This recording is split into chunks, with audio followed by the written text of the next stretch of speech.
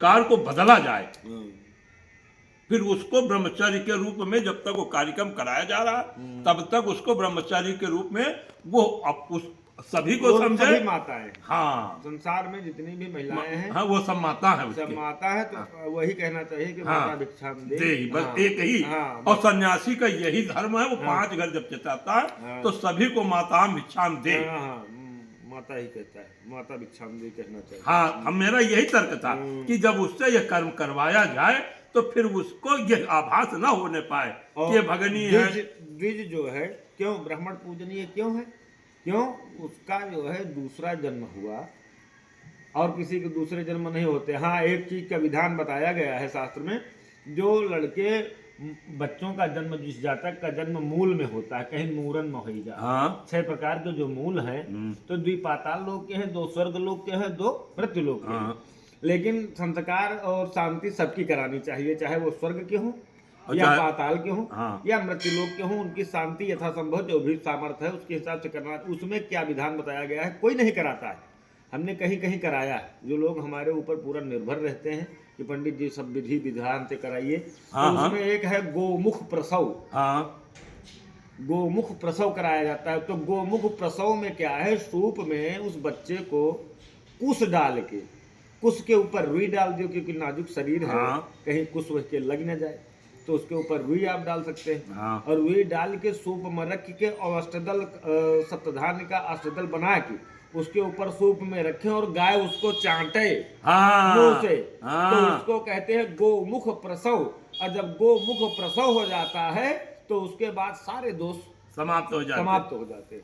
फिर उसके बाद ब्रह्मा की और विष्णु की और महेश की 3 प्रतिमाएं, नहीं प्रतिमाएं हैं, सोना चांदी और पीतल की बनवाई जाती। नहीं बनवा सकते हो तो आप 10 के सिक्के में उनका आवाहन करके तीनों कलशों का विधि विधान से पूजन कराइए।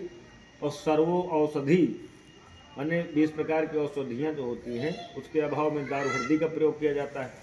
और 27 कुआन का पानी 100 छिद्र वाले कलश से सप्तमृतिका डाल के, सर्वौषधि डाल के, या 27 पेड़न के छोकला डाल के, 27 प्रकार के जो पेड़ हैं उनका छिलका वही पानी में डाल के माता पिता और संतान जो है पुत्री या पुत्र उसका स्नान होना चाहिए।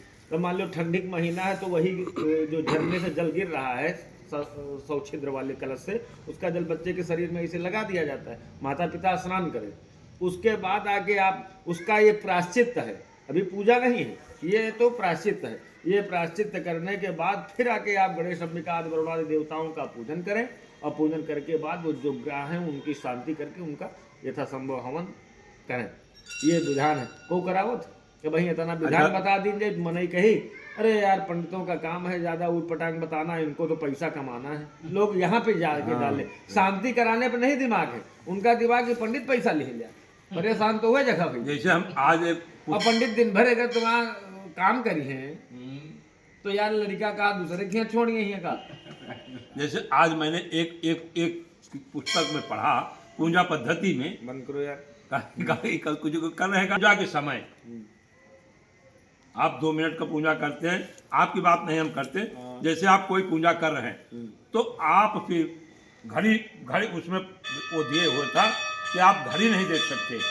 भाई देखो एकाग्रता तो होनी चाहिए ना। आप अपनी रेखा नहीं देख सकते। पिंडा पर आवे टाइम, पिंडा जब पर आए जाते हैं तो एक सर्वप्रथम क्या है, आप आचमन करिए, पवित्री धारण करो, उसके बाद संकल्प करो और फिर उसके बाद सबसे पहला मंत्र, ये तो मतलब कामन है, उसके बाद एक मंत्र कहा जाता है, अक्रोधनई सोच परई सततम ब्रह्मचारी भी भवितभ्यम भवद्भिच्चम मया चा साध कर्मणि।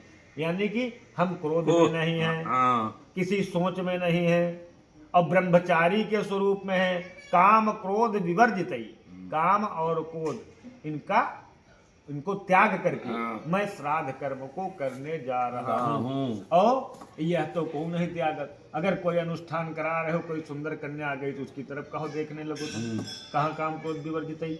अगर कहूँ अरे यार इनका तो बहुत सोना पहने हैं यार, बहुत धनी आदमी, तो लोभ में आप चले गए। तो उस पूजा में जो है आपको उसी लिए जो आपको 100% फल मिलना चाहिए उसको 50% में कर दिया गया है। एक तो पूजा कराने वाला आचार्य जो होता है, अगर वो विवाहित नहीं है तब 10%, और अगर विवाहित है तो 20%, तो वो ले लेगा आपकी पूजा का फल। क्योंकि आपकी पूजा वो करा रहा। दूसरी चीज, लोग फूल पाती सामग्री लाते हैं उधार। अगर आपको अचलेश्वर बाबा में जल चढ़ाना है तो बाहर माली बैठा है, अगर आप उसके फूल लाके चढ़ा दे रहे हैं, उसके बाद में आप उसको 1000 दे दीजिए, उसका मतलब नहीं है। नहीं, फूल तो आपने उसके चढ़ाए तो उसका परसेंटेज वहाँ घट गया। तो ये सब चीज़ें बारीक हैं, छोटी हैं, लेकिन बड़ी भरी हैं, इनका रिजल्ट वही हिसाब से। तो आप पूजा पाठ जो भी करें। अब दूसरी चीज़ दिमाग है, यार सबसे पंडित चढ़वा ली, हम पंचे का खाओ। अरे यार क्यों लाते हो, और न कराओ पूजा। लिखा मनसोपचार है पूजन का विधान, सबसे बड़ी मानसिक पूजा बताई गई है। मन से भगवान शंकर की या किसी भी देवी देवता की पूजा करी जाती कि आप आंखें बंद कर लीजिए, उनको आप अपने हृदय में वास करा लीजिए, अपने मस्तिष्क में बात करा लीजिए कि आप शिव पार्वती और गणेश एक साथ बैठे हैं और वही तुम्हारे हृदय में है, तुम्हारी आँखिन में है, तुम्हारे हृदय में वही है। अब मन से आप सोना चढ़ाओ, चांदी चढ़ाओ, छत्र चढ़ाओ, ये चढ़ाओ, वो चढ़ाओ, जो भी है सब चढ़ाइए। उनको क्या जरूरत है, तो देने वाले हैं, उनको किसी उनका चीज़ की, को वो भाव के भूखे। और भाव नहीं, तुम घड़ी देख ही रहे हो है, इधर देख ही रहे हो है, तो भाव कहाँ रह गया।